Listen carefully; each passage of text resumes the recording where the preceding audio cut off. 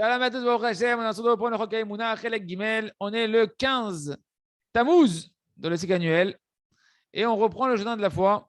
Donc, on a vu les 7 principes fondamentaux de la réparation du jugement, comment se juger correctement, à voir et à revoir et à mettre en pratique tous les jours dans Saïd des doutes pour arrêter de se culpabiliser, mais au contraire de se construire par cette faculté de jugement qu'on a à l'intérieur de nous-mêmes. Et maintenant, le Rav me dit commence à marcher. Prends la direction pour aller vers ta destination.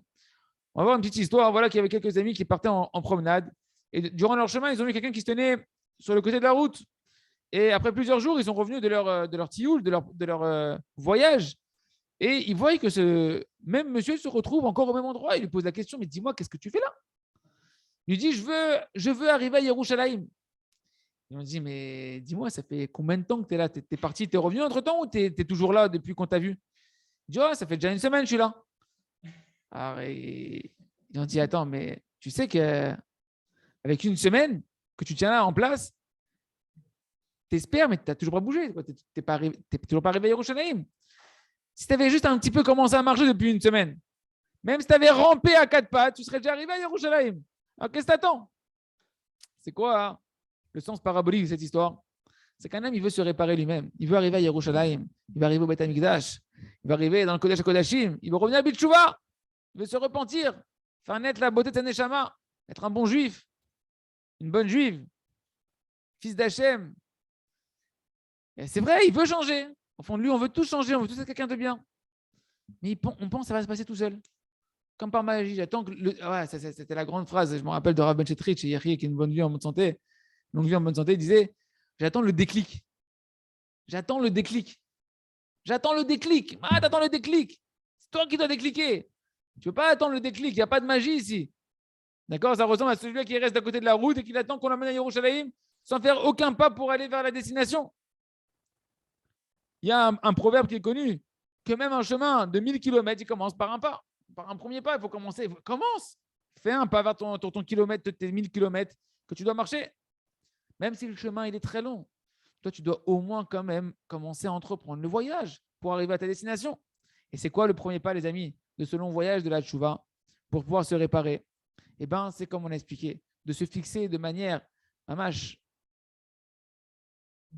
comme du fer, de ne pas bouger, d'avoir tous les jours au moins 1 heure, 60 minutes chrono où tu vas t'introspecter et prier à Kadosh Baruch Hu pour pouvoir te réparer, t'introspecter et demander l'aide à Hachem pour avancer. Un homme qui veut changer, il est obligé de consacrer pour ça 1 heure par jour. Tu veux changer ta vie, tu veux faire naître le tzaddik qui est en toi, tu veux faire le but de ta vie. 1 heure, tu n'es pas prêt à consacrer dans ta journée sur 24 heures. Ok, 24 heures, tu as 23 heures pour toi. Prends 1 heure pour ta neshama. Que dans ce moment-là, tu vas te juger avec les 7 principes de comment se juger correctement et pas se briser, mais se construire sur chacune de tes pensées, tes paroles, tes actions, tes volontés. Et tu vas prier sur chacun des détails de ta vie où tu vois que tu as besoin de te réparer. Tu vas remercier Hachem sur ce que tu as déjà mérité et tu vas prier pour pouvoir continuer à te renforcer, etc. sur les choses que tu as besoin de te renforcer. Un homme qui veut revenir à Betchouva et se réparer ses actions et qui ne fixe pas tous les jours pour lui un moment considérable pour se juger et prier pour recevoir l'aide divine de faire teshuva, il ressemble à cet même bonhomme qui veut arriver à Yerushalayim, mais qui ne fait pas un petit pas, ne serait-ce pour aller avancer. Et on parle rien que du premier pas. Ce premier pas, c'est au moins 1 heure par jour de teshuva. Parce que l'arme concrète et unique qu'il y a pour un homme pour se réparer, et pour réparer ses traits de caractère, ses mauvais désirs, sortir de son mauvais penchant et s'éloigner de toutes les fautes de la Torah, c'est-à-dire revenir à Bitchouva, en d'autres termes, c'est avoir tous les jours une introspection quotidienne et prier pour recevoir l'aide d'avancer et réparer ce qu'il doit réparer. Sache qu'un homme, il ne doit pas se contenter des 3 prières par jour qui sont dans le livre de prière, dans le Sidour. Parce qu'il n'y a que très peu de gens qui savent prier correctement, qui savent se concentrer comme il faut dans la prière. Et même ceux qui savent se concentrer, au final, toutes leurs demandes, elles se terminent dans quelques lignes du livre. Et un homme ne peut pas espérer changer et revenir complètement Betchouva avec quelques lignes qui sont marquées dans le Sidour. En particulier, le fait que la prière du Sidour, c'est une prière qui est fixe, qui ne change pas.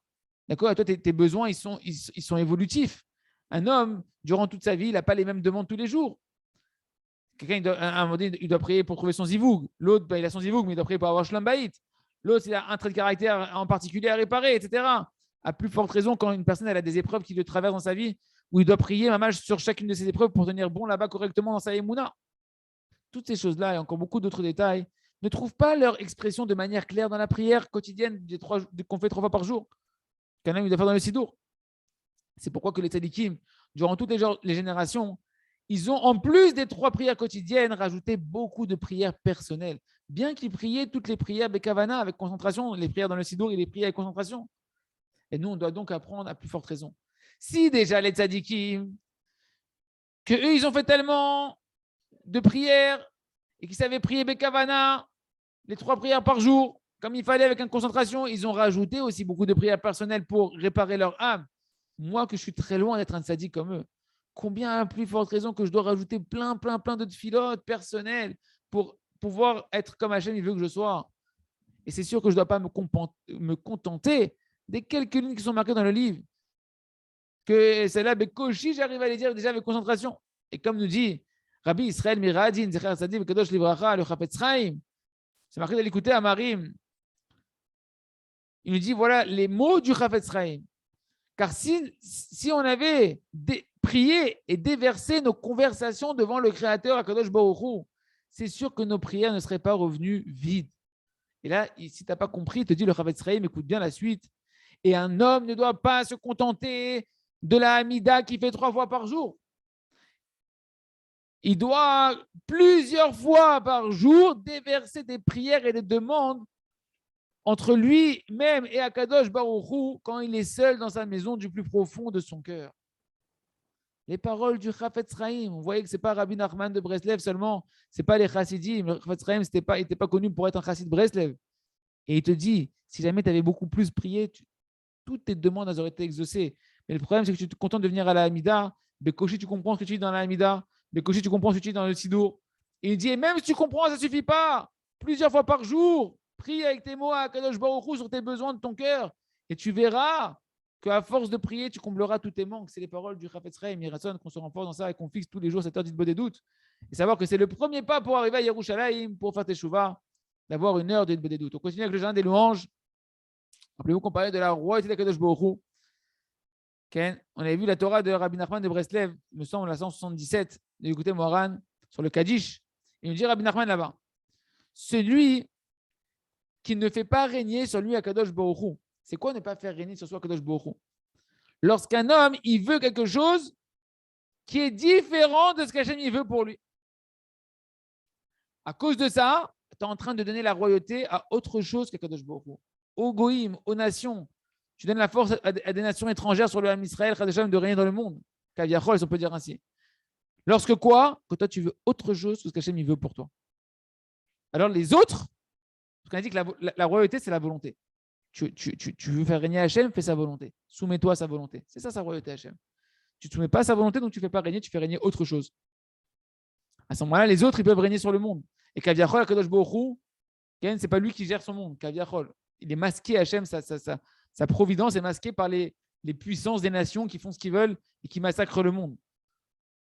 Et il continue, Rabbi Nachman nous dit, en fonction de quelle volonté tu vas laisser libre cours à travers toi, qui n'est pas la volonté de Kadosh Baruch Hu, eh ben, tu vas donner une royauté des nations à prendre le dessus dans le monde Kaviachol de faire ce qu'elle veut. D'accord? En fonction de ce que toi tu désires, qui n'est pas comme Hachem il veut, tu donnes des forces au goïm de régner sur le monde, au mal de régner dans le monde. Chaque royauté de ce monde-là, elle dépend en réalité des volontés du Ham Israël. Rabbi Nachman explique que chaque nation de ce monde-là, elle représente un mauvais trait de caractère, un mauvais désir. Donc chaque mauvais désir, chaque mauvais trait de caractère, ça donne des forces aux nations de faire du mal dans le monde. C'est seulement lorsque l'Ham Israël, il veut que ce qu'Hachem, il veut, qu'à ce moment-là, Hachem, de manière claire, il règne sur le monde. Et on voit que c'est Hachem qui règne et le monde est géré à la perfection dans la providence dévoilée de la miséricorde d'Hachem. C'est pourquoi Rabbeinu, il écoutait bien ce qu'il écrit Rabbi Nachman de Breslev. Ce n'est pas les mots du Rav Shalom Arouche et Yechie, c'est les mots de Rabbi Nachman de Breslev dans la Torah 177.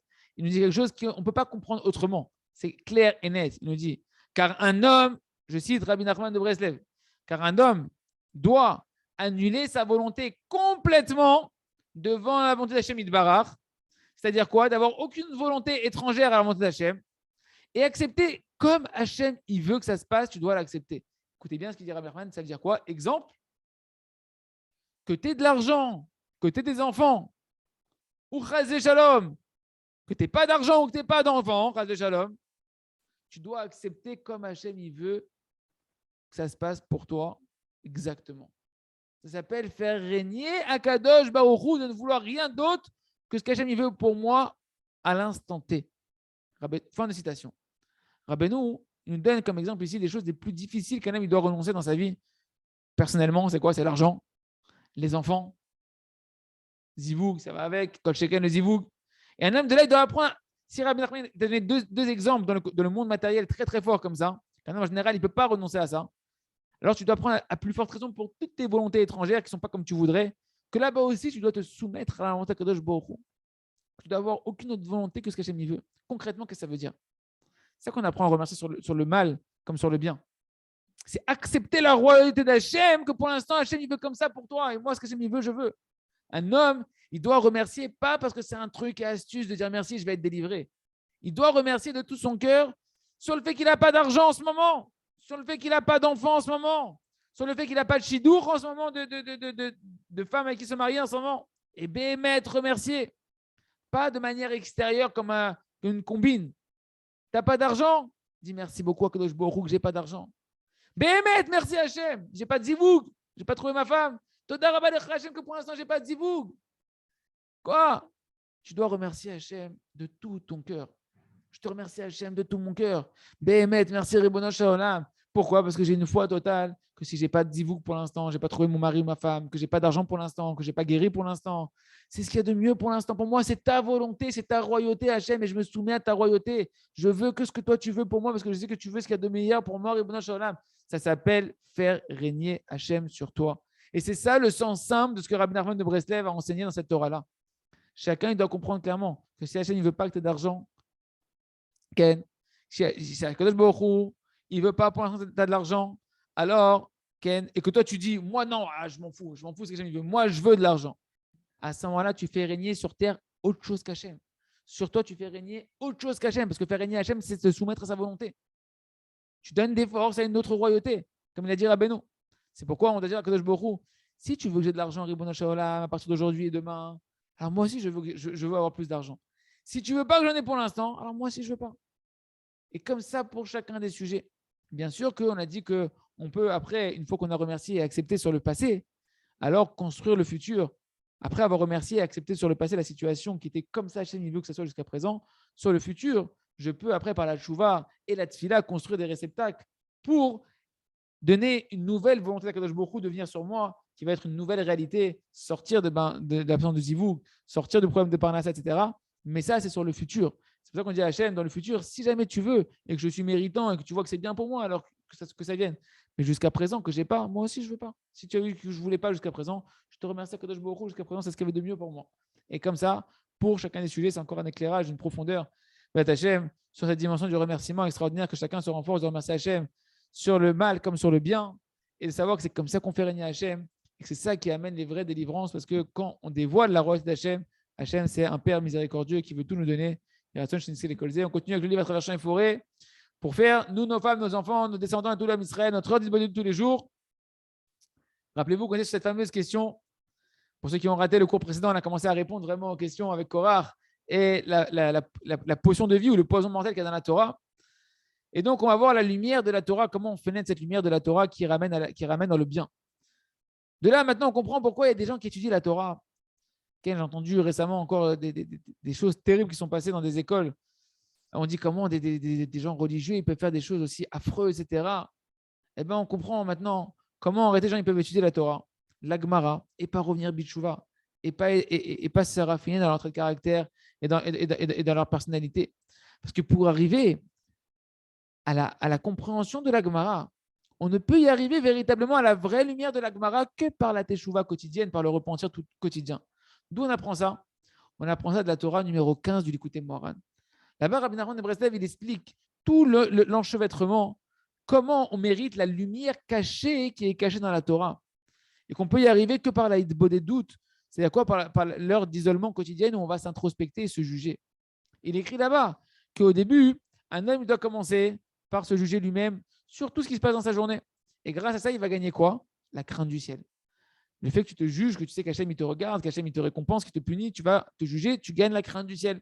Et il dit après, cette crainte-là, elle doit être associée à de la conscience d'Hachem. Parce que ça ne sert à rien d'avoir simplement de la crainte bête et méchante. C'est ce qu'on appelle, ce qui est marqué, Allo Atera, Xilatera. N'est-ce pas que ta crainte, c'est ton idiotie? Quoi? Tu vas craindre Akadosh Baruch Hu sans la conscience de l'amour d'Akadosh Baruch Hu, c'est une idiotie. Est-ce qu'un homme il doit avoir peur d'Hachem comme si il a peur d'un policier, Chas Shalom, qui se tient avec, en embuscade pour l'attraper dès que tu fais la moindre erreur et te mettre un coup et te punir, Chas Shalom? C'est ça Hachem? C'est ça la crainte d'Hachem que tu dois avoir? Ça, c'est une crainte bête et méchante. Or, on a expliqué que nous, Pitom, le roi, après que tu es tombé, il te demande d'être Bessimcha. Le roi lui-même, il te demande, après avoir transgressé sa volonté, de rester Bessimcha. Ça veut dire quoi? Pourquoi tu as peur? Pourquoi tu as peur d'Akadosh Baruch Hu qui va te frapper? Le roi, il te dit, tu es tombé, reste Bessimcha. Tu veux mieux que ça? Tu veux mieux que ça? Le roi lui-même, t'es tombé, il sourit encore. Comme on a dit dans le conte du maître des 7 mendiants. On a vu que le roi il dit à son fils, sache quand tu vas pas la royauté, je serai Bessimcha, même si tu es triste, je serai Bessimcha. Le roi est toujours en train de sourire. Même quand tu es tombé, il sourit, le roi. Alors de quoi tu as peur? Ta crainte d'Hachem est une crainte avec la conscience de l'amour d'Hachem. Pas shoot, d'avoir conscience qu'Hachem, c'est ton père et que c'est un roi d'une grandeur tellement grande que c'est ça que tu dois craindre. D'un amour tellement grand, d'une miséricorde tellement grande, d'une puissance tellement grande. Il t'a demandé, il t'a ordonné de faire sa volonté. Et si un homme il voit qu'il n'a pas réussi à faire la volonté du Créateur, eh ben, il va demander pardon à Kadosh Baruch Hu. Hachem, il ne veut pas que tu te culpabilises, que tu t'en veuilles, que tu sois triste. Ça, c'est de la bêtise. C'est de la crainte idiote et méchante, qui est un mensonge par rapport à la grandeur d'Hachem. Hachem, il veut que tu reconnaisses devant lui tes fautes, tes manquements, ta faiblesse. Et que tu dises, voilà, il s'est passé comme ça, comme ça, comme ça. Aide-moi, Hachem, à faire ta volonté. Aide-moi à surmonter ce mauvais penchant qui est plus fort que moi. Est-ce qu'Hachem, c'est un policier?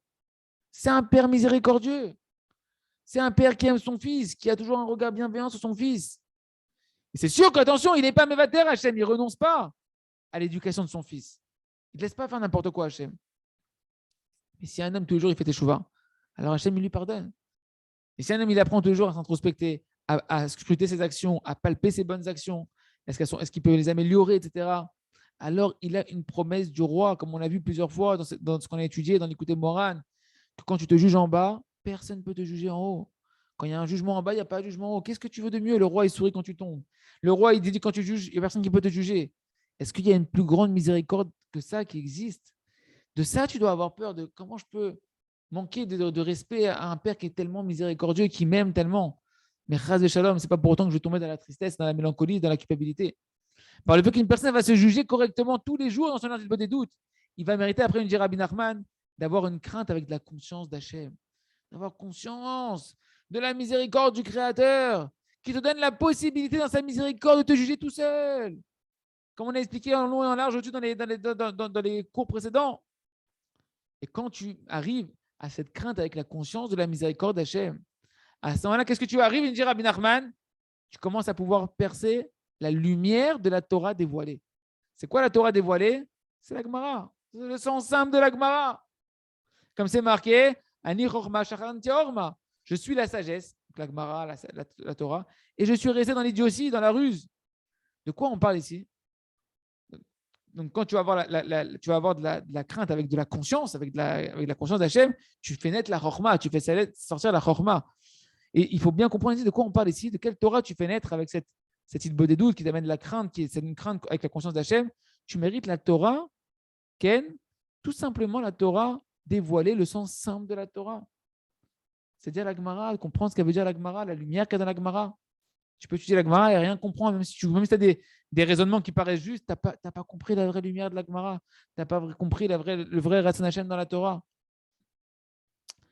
Ken, et une fois que tu mérites d'atteindre le niveau de la Torah dévoilée, de la Gemara, du sens simple des poskim, de la Gemara, etc., à ce moment-là, Rabbeinu dit, tu peux maintenant après arriver à prier avec don de toi dans la prière. Ta prière, tu vas la faire avec feu, avec enflammement, et à ce moment-là, par les prières, avec don de soi, ça va t'ouvrir les portes des secrets de la Torah. Que tu vas percer par ta prière où tu vas te donner à 100% à Hachem, qu'Hachem va t'ouvrir, va répondre à tes demandes et t'ouvrir les secrets d'Hachem qui sont les secrets de la Torah. Maintenant, on comprend tout. Sans la tchouva quotidienne, Rabbi Nachman a donné le mécanisme. C'est pas genre ça peut être comme ça. C'est comme ça que ça se passe, il nous dit Rabbi Nachman. Sans une teshuva quotidienne, un homme il comprend pas le sens simple de la Gemara. Il voit pas la vraie lumière de la Gemara et de la Torah. Il voit pas le message d'Hachem dans la Gemara. Qu'est-ce qu'Hachem il veut de moi? Qu'est-ce qu'il voit? Il voit ses raisonnements. Il voit sa gahava. Il voit son orgueil. J'ai compris. J'ai compris ce qu'elle veut dire la Gemara. Tu n'as rien compris. Tu rentres à la maison, tu es une boule de nerfs avec ta femme. Tu fais des critiques et des reproches à tout le monde. Tu n'as rien compris du Ratzon Hachem. Tu es à des milliards d'années-lumière de la lumière de la Torah. Tu es comme Korach. Tu parles sur les tzadikim, etc. Pourquoi? Parce que tu ne te juges pas tous les jours. Parce que tu n'as pas commencé le début qui fait naître toute la lumière de la Torah, qui est faire tes chouvas quotidiennement. Avoir une heure d'idbo des doutes. Et Ratzon Sheneske, de faire cette heure d'idbo des doutes, savoir que c'est la clé pour arriver à la lumière simple de la Torah qui est cachée dans les textes les plus, a priori, dévoilés de la Torah. Le secret, la clé qui déverrouille toute la Torah et qui amène la lumière de la Torah en toi et autour de toi, c'est la volonté de se juger tous les jours, de faire une heure d'idbo des doutes, de se faire teshuva tous les jours. On continue avec le livre Le Jardin de la Sagesse. On reprend le conte de Rabbi Nachman. Et voilà que le Chacham, le premier Chacham, l'ami du simple, il lui a dit, finalement, il a dit, viens, attends jusqu'au matin et je vais te montrer encore, clarification après clarification, qu'il n'y a pas de roi du tout, que le roi, il n'existe pas. Et voilà que le matin, notre sage, il s'est réveillé de bonheur pour démontrer que le roi, il n'existe pas, pour avoir plein d'arguments à amener encore que le roi, il n'existe pas. Le Chacham, Ken, voilà, il a trouvé un nouveau hobby. Il a une nouvelle attraction. Il s'est réveillé en lui un nouveau désir maintenant énorme de montrer à tout le monde, de prouver à tout le monde que tout le monde se trompe. Il n'y a que lui qui connaît la vérité. Personne ne connaît la vérité. Il a pris un kiff de ça, un nouveau kiff, tel point qu'il est prêt à se lever le matin de bonheur. C'est un plaisir pour lui. Et il s'empresse de se lever le matin de bonheur. Et ça peut nous permettre aussi de comprendre comment on voit des gens qui vivent dans le mensonge. Et pourtant, ils ont une vitalité de leur mensonge. Il faut se lever le matin, je mets le costard, la cravate, je vais au boulot, ta. Pourquoi? Parce qu'il a un grand désir, qui est un mauvais désir. Au-delà bien de l'argent, ou bien l'autre, c'est la science, c'est la sagesse. L'autre, c'est le sport. L'autre, c'est la gloire, qu'on le connaisse. L'autre, c'est les honneurs, l'autre, c'est le pouvoir, etc. Et en réalité, ils prennent un plaisir de quoi? D'un mauvais désir. Et de là, nous, on doit prendre dans le sens contraire, positif pour nous. Celui qui veut connaître Hachem. Combien, si jamais tu as un désir vraiment de servir à Kadosh Baruch Hu, combien tu dois avoir une envie, un empressement de servir Hachem, de te lever le matin, comme c'est la première halakha du Shulchan Aruch, qu'il faut se lever alors qu'il fait encore nuit, Hachem. Il raisonne que chacun il tire des bonnes leçons de s'empresser de servir à Kadosh Baruch Hu, et on continuera à percer le message dans ces quelques lignes qu'on a vues de Rabbi Nachman de ce conte dans le cours de demain, Hachem. Et on termine avec le Sefer.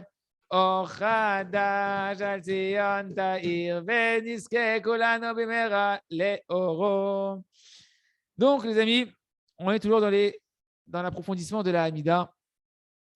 Et donc, le Rav nous dit, si véritablement on priait ces 3 prières quotidiennes de la Hamida avec des volontés et des désirs correctement, en particulier quand on arrive justement au Modim, qu'est-ce qu'on dit?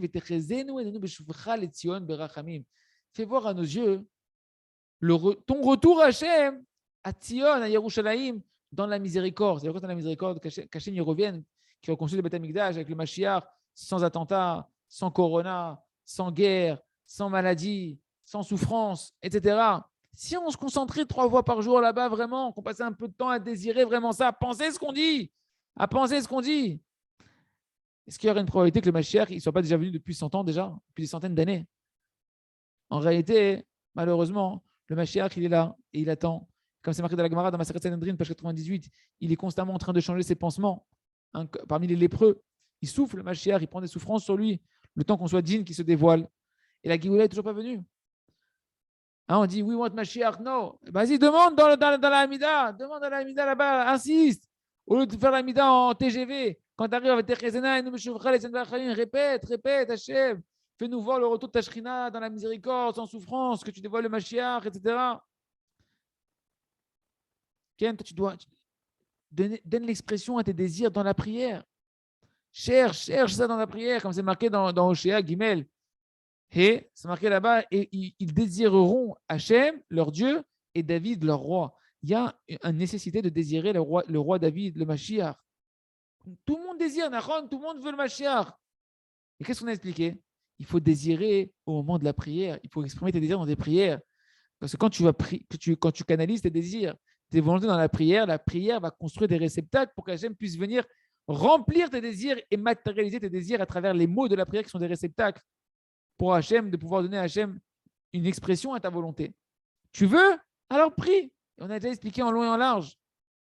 Ken, et pas que nous, les prophètes et les Sfarim Akdoshim qui ont existé depuis toujours, qu'il faut désirer la Géoula, qu'il faut désirer le Mashiach. Mais ici, on vient juste donner un conseil concret, des outils, des armes concrètes, que chacun il peut transformer ta prière quotidienne 3 fois par jour en une vraie prière, en des vraies prières pour la Géoula. Ken, afin de pouvoir que tu puisses te joindre toi aussi à cette aventure qui dure déjà depuis des milliers d'années et que tout l'homme Israël il prie pour la construction du Beth Amikdash. Toi aussi, tu peux rentrer dans ces prières-là tous les jours, 3 fois par jour, comme c'est marqué dans l'écouter Moharan, dans l'enseignement numéro 2. Là-bas, il dirait toutes les prières de chacun d'entre nous, et les tzadikim de chaque génération, de toutes les générations, ils prennent ta prière, sa prière, ma prière, etc., de toutes les générations, et ils les font monter, et ils vont ériger avec ça le Beth Amikdash. Comme c'est marqué que Moshe, il a érigé le Mishkan, le sanctuaire, et en réalité, ils prennent chaque prière, et chaque prière, c'est comme un membre, c'est comme une pierre qui va construire en réalité le Beth Amikdash, et ils vont construire un étage spirituel, c'est-à-dire un bâtiment spirituel pour la Shrina, pour la présence d'Hachem, petit à petit, dit Rabbi Nachman, jusqu'à ce que le bâtiment soit complètement construit spirituellement, et alors Mashiach viendra, c'est-à-dire c'est Moshe Rabbeinu qui lui viendra parfaire la construction, comme c'est marqué, Moshe a érigé le Mishkan, c'est lui qui va ériger le Beth Amikdash, ce sera le Mashiach, etc. Il nous dit, dans le Kitsur, l'écouter Moran, cette Torah-là, Rabbi Nathan, il reprend les mots de l'écouter Moran et il les explique sous d'autres aspects. Il nous dit à peu près la même chose qu'Hachem Barach, il écoute la prière de chacun d'entre nous. Chaque parole, chaque prière, chaque supplication, chaque conversation devant Kadosh Baruch Hu, il n'y a aucune parole qui est perdue, Chas v'Shalom. Et chaque parole, elle laisse une trace en haut dans le ciel. Et petit à petit, chaque parole, elle éveille la miséricorde de Kadosh Baruch Hu. Et si tu vois que tu n'es pas délivré, que ta délivrance, elle n'est pas totale, c'est parce qu'en réalité, la construction que tu es en train de créer dans le ciel par tes prières, chaque prière, c'est comme une brique. D'accord? Tu es en train de construire, je ne sais pas moi, tu vas dire maintenant, je suis en train de construire moi le binyan de la tsniout pour une fille. Et tu n'es pas encore suffisamment tsanoua, tu n'arrives pas encore à tous les aspects de la tsniout parce que ta construction de la tsniout, elle n'est pas encore faite, elle n'est pas encore finie. Il manque encore des prières, encore des pierres, encore des pierres. Il nous dit, donc Rabbi Nathan, il dit attention, ne sois pas un idiot. Si tu vois que tu n'es pas rentré dans la gdoucha que tu désires, que tu n'es pas rentré encore dans le niveau que tu voudrais spirituellement, c'est simplement que tu n'as pas fini de construire, tu as construit, mais le bâtiment il n'est pas encore terminé. Tu peux rentrer dans un bâtiment qui est en construction, il faut attendre qu'il soit fini d'être construit. Mais si tu n'es pas idiot, nous dit Rabbi Nathan, si tu ne te déprimes pas, tu ne te laisses pas à ton Yetzirah de te désespérer, et que tu continues malgré tout, malgré les chutes, malgré les difficultés, malgré les empêchements, tous les jours tu viens devant Hachem et tu continues à construire ton niveau spirituel que tu veux atteindre par tes prières, et que tu es courageux ou courageuse dans ta prière, encore et encore, je ne veux plus mettre en colère, je ne veux plus crier sur les enfants, aide-moi à parler gentiment aux enfants, etc. Chacun avec son sujet. Et bien, sache que brique après brique, ah oui, le bâtiment, il est encore en construction, il y en a encore en construction, ça fait 1 an, ça fait 2 ans. Mais t'inquiète pas. Au final, il va être fini le bâtiment. Et tu vas rentrer à ce moment-là, Kadosh Baruch Hu nous dit Rabbi Nathan, il va te faire rentrer, il va se tourner vers toi, il va t'éclairer de son visage lumineux, il va remplir ta volonté à Kadosh Baruch Hu par la force des tzadikim authentique, et il va te rapprocher dans une miséricorde extraordinaire, te prendre en pitié, et tu verras la réponse de tes tfilotes. Il y a que chacun, encore une fois, par exemple pour la Géoula, les derniers mots qu'on dit avant Modim, c'est des mots où on peut insister là-bas pour amener la Géoula, qu'on puisse tous avoir une part dans la Géoula, dans la miséricorde.